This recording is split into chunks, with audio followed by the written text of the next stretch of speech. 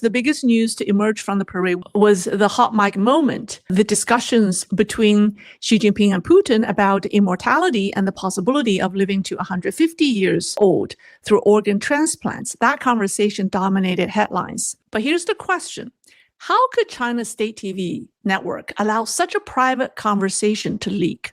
I'm referring to the hot mic moment between Xi Jinping and Putin as they walk towards their seats. Isn't everything on Chinese TV painstakingly monitored and controlled? Remember, this broadcast had a 30-second delay. Normally, the CCP standard for live events is 12-second delay, but they extended it to 30 this time, thinking 12 wasn't enough to handle sudden incidents. So 30 seconds is an eternity in live broadcasting. So how did the producers or even the propaganda officials fail to cut it out? Well, the answer is simple. The conversation didn't raise a red flag, because if it did, they would have cut it out immediately, given they have 30 seconds to react. In 2005, top hospitals serving party elites quietly launched an initiative called the 981 Project. There was a 5-minute TV segment that talks about this program, and it briefly aired before it was quickly pulled. The project's explicit goal was to extend CCP leaders' lifespans to 150 years through an integrated approach combining Chinese and Western medicine. And it was like a 5-pronged approach. And one of them is called organ regeneration. Of course, the organs are not going to grow back on their own. So what they meant by organ regeneration is organ transplant.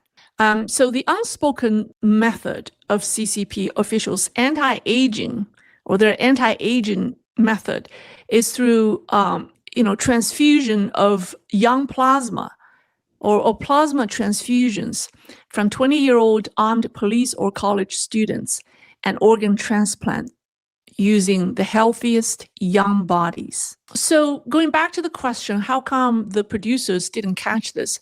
So from the perspective of CCP TV's brainwashed producers, they've worked in the system for too long. They get used to everything. Everything seemed perfectly normal to them, even justified.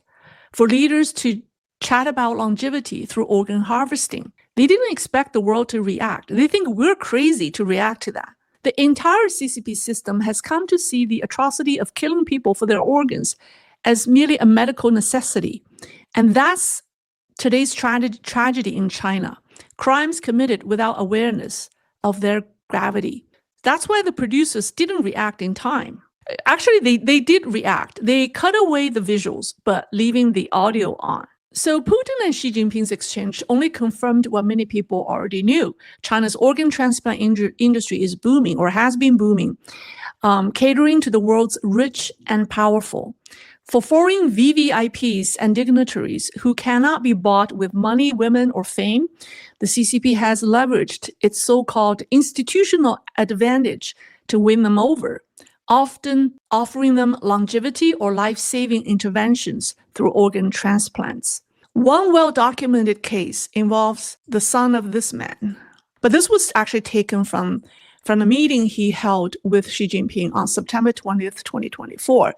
This is Malaysia's king, Sultan Ibrahim. And to everyone's surprise, Sultan Ibrahim broke into tears, thanking Xi Jinping and Foreign Minister Wang Yi over and over.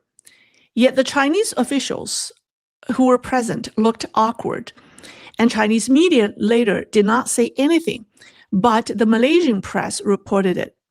So what was the matter? Well, what moved the king so deeply, yet embarrassed the Chinese officials, was that the king was expressing gratitude to Xi Jinping and Wang Yi for helping arrange an organ transplant surgery for his 4th child, his son, Prince Tunku Abdul Jalil, his 4th child, who had been diagnosed with liver cancer in 2014. That December, at only age 24, the prince underwent a liver transplant in Guangzhou. So nearly a decade later, the king publicly remembered the favor the Chinese regime granted his son and openly voiced his thanks.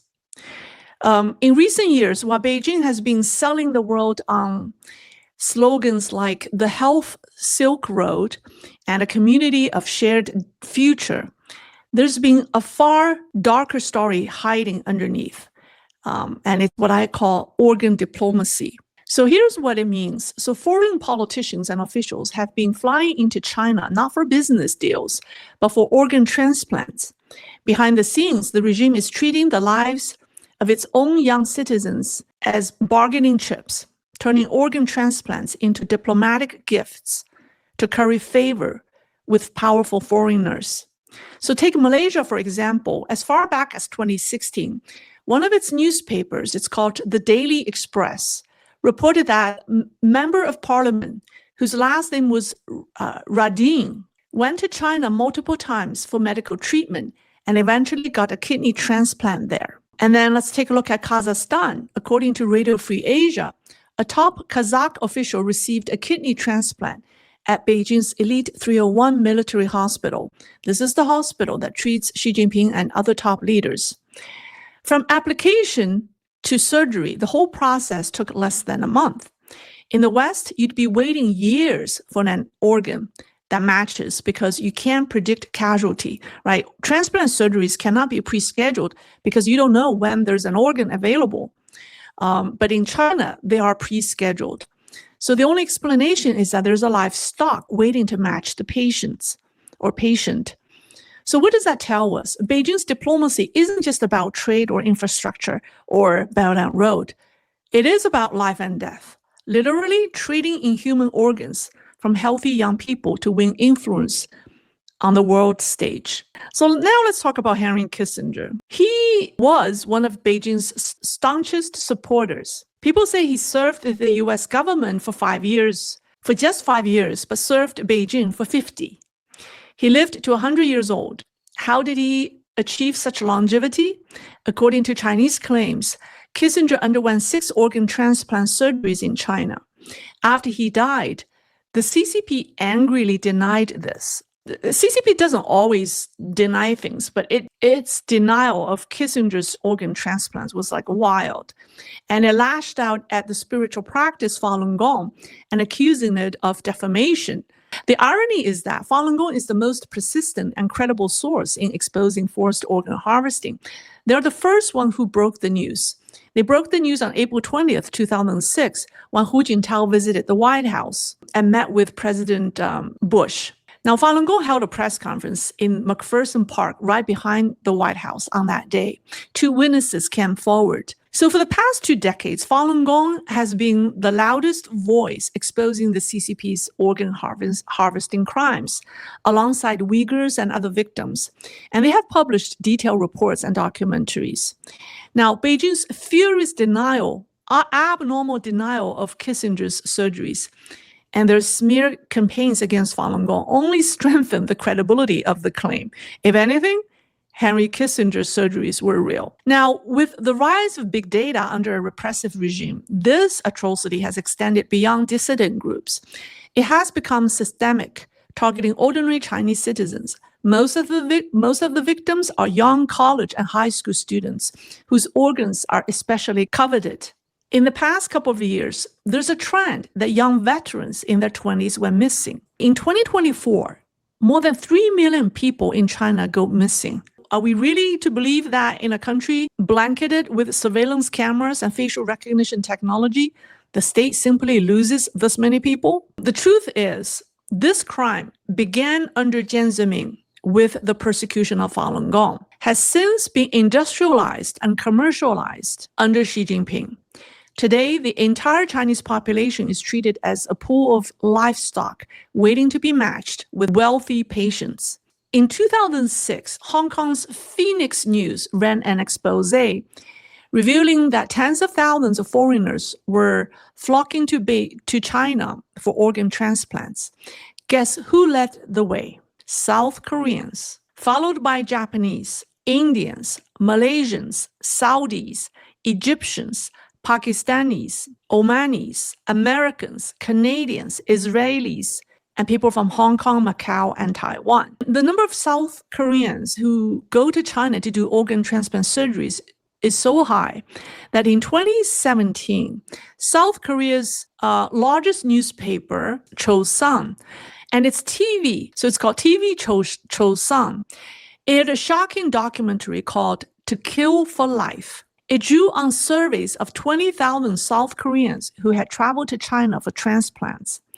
The film revealed that while 32,000 patients in South Korea were waiting for organs, many had jumped the queue by going to China since 2000. And they say that out of the 169 hospitals capable of performing transplants, the Koreans relied heavily on 8 of them in China. And one hospital alone handled 3,000 Korean patients in just 3 years. Now, think about it. South Korea leads all other nations in the number of patients receiving organ transplants in China. The result? Deep influence and control in South Korea by Beijing. So far, we've already talked about how pro-Beijing politicians managed to sway parliament, oust a pro-U.S. president, and installed a pro-Beijing one. So you cannot argue the number of transplants in China are unrelated to this. And this is precisely the CCP's organ diplomacy that I mentioned earlier. And I think Japan, Taiwan are also bad. Canadian human rights lawyer David Matas once told a story that still haunts him. He said, a patient went to China twice for a kidney. The first time, doctors presented 4 pairs of kidneys, none matched. 3 months later, he returned. Another 4 pairs were produced. The 8th kidney finally matched. The surgery was a success for him, but 8 people had died for the surgery. And David Matas called it the unprecedented evil on earth. So here we have a regime that commercialized killing and turned medical killing into an industry. But the rest of us, the rest of the world isn't innocent. I'm sorry to say that. We've helped. We sent patients. We gave them money. We supplied the Chinese with medical technology needed for the transplants. That's why the world's medical community and political leaders must act. They need to do something. China's illegal practice of organ harvesting must be boycotted. Western pharmaceutical companies should be banned from selling medical devices and chemicals used in the transplant surgeries to China. Now think about it. When Xi Jinping eventually steps down, the regime may collapse overnight. And the number one atrocity exposed will be organ harvesting. Mark my word. It will be organ harvesting. Those who have benefited from the CCP's crimes will be held accountable. No one will be able to say, well, I didn't know. So to protect our own companies and our own citizens, the sooner we stop this, the better. We need to raise awareness. I guarantee that the Chinese parents who lost children or loved ones to this atrocity will sue every individual, particularly Westerners who are wealthy, who profited from the CCP's crimes. And that day, in my opinion, is right around the corner.